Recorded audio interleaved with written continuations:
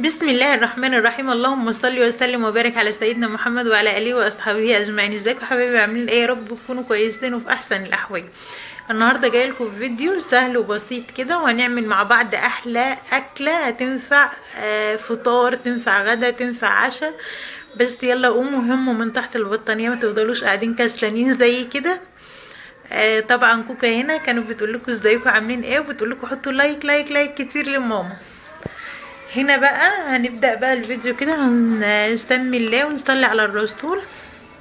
تعالوا اشربوا شاي معايا يا حبايب قلبي.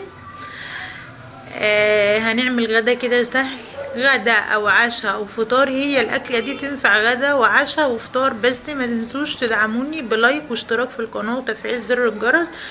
واللي بيشوفني لاول مره يا حبايب قلبي، دي قناه يوميات ام شذا، وانا معاكم ام شذا. ودي بنتي الصغيره كوكا هنا عماله تلعب وعايزه تتصور معايا وانا بصور الفيديو. بتقول يا ماما هقول لهم حطوا لايك.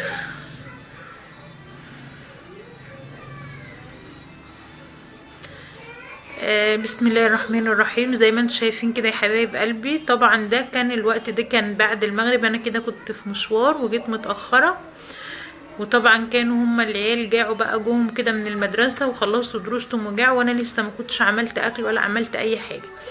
فقشرت بطاطس كده زي ما انتم شايفين وخرطتها، وكان عندي كيس برجر في التلاجة طلعته يفك معايا. وهبدأ بقى اعمل زي ما انتم شايفين كده، هحمر البطاطس.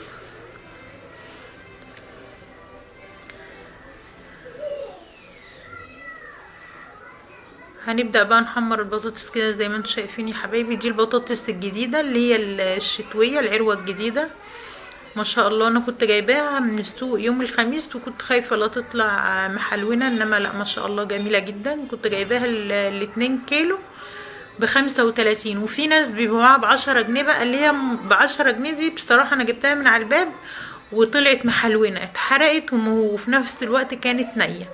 وهنا بقى انا قطعت كده زي ما انتم شايفين بطاطس وبتنجان، بتنجان وفلفل وشطة، وهبدأ برضو احمره كده معاكم. خلاص بقى يا حبايبي، هو اصلا الخضار ما شاء الله مالي السوق، بس غالي جدا. يعتبر البطاطس غالية برضو، 2 كيلو ب35، ما رخصتش مع ان العروة الجديدة طلعت. بس يلا الحمد لله على كل حال. هنبدأ بقى نحمر البتنجان والشطة كده زي ما انتم شايفين. ومعايا بقى طبق كده هنعمل بقى دقة كده للبتنجان. دي طبعا مش بتنجان كتير، هما كانوا 3 بتنجانات صغيرين كده على قد العشاء او الغدا.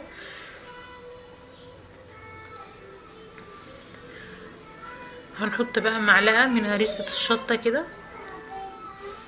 طبعا انا اللي عامله الهريسه دي حبايبي، اللي حابب يعرف الطريقه بتاعتها يكتب لي تحت في التعليقات وانا اقول لكم على طريقه هريسه الشطه.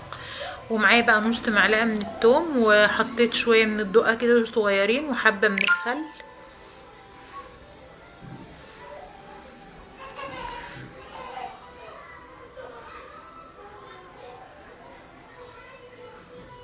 خلاص كده بقى يا حبايبي، بعد ما البتنجان والفلفل اتحمروا هنحط بقى عليهم الخلطة الحلوة الجميلة دي. ريحتها اقسم بالله ريحتها تحفة.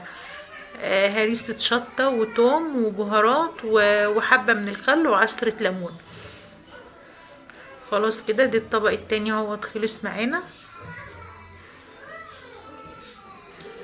هنبدأ بقى نعمل طبق سلطة برضو كده. السلطة دي مهمة جدا يا حبايبي في الشتاء، بتدي للأطفال مناعة عشان البرد والأمراض اللي هي بتاعت الشتاء دي. فكتروا من السلطة والخضار في الشتاء.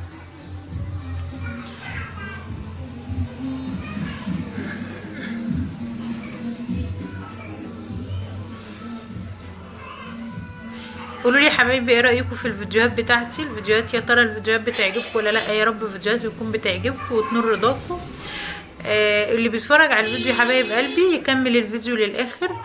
وبعد ما تتفرجوا لو عجبكم الفيديو حطوا اللايك، ولو ما عجبكوش الفيديو برضو حطوا اللايك، واشتركوا في القناة عشان احقق الشروط وانزل لكم كل يوم فيديو. وان شاء الله الفيديوهات بتاعتي تكون بتعجبكم.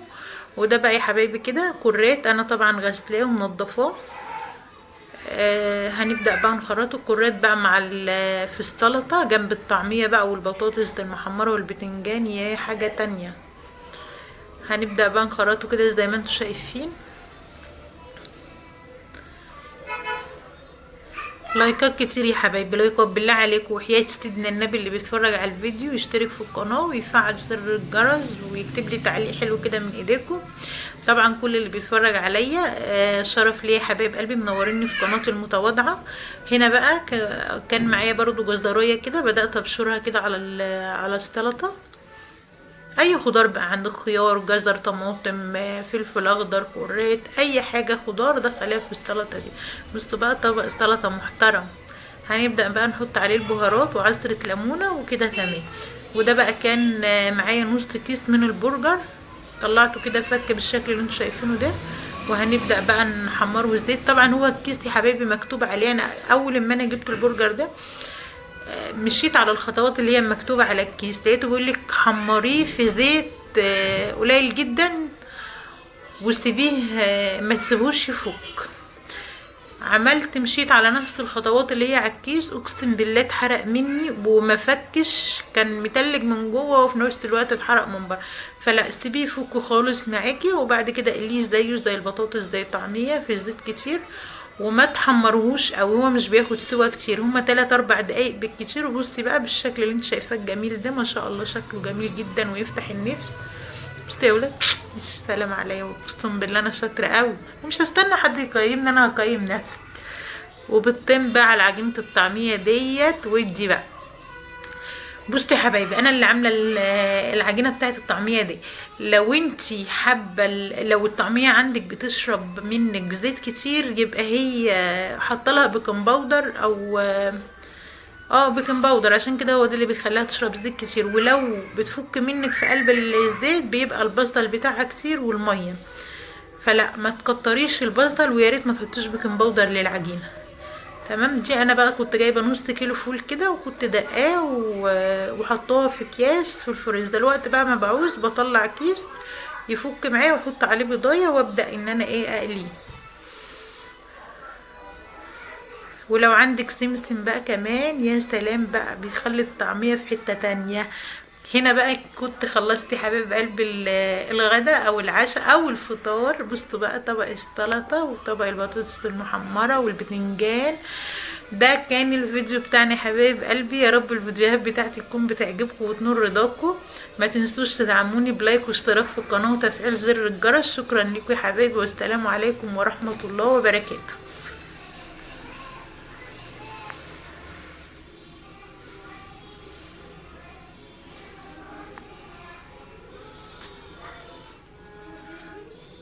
لا مش هقفل، حاضر. هنا بقى يا حبايبي كانت كوكا عايزه تصور، بتشوف الفيديوهات على التليفون وما بتلاقيش نفسها في الفيديوهات، بتزعل قوي وبتقعد تعيط.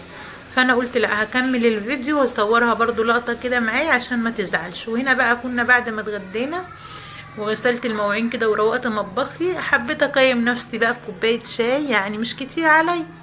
هنا بقى هعمل كوبايه شاي كده، معلقه الا ربع شاي و3 معالق من السكر، واحلى كوبايه شاي.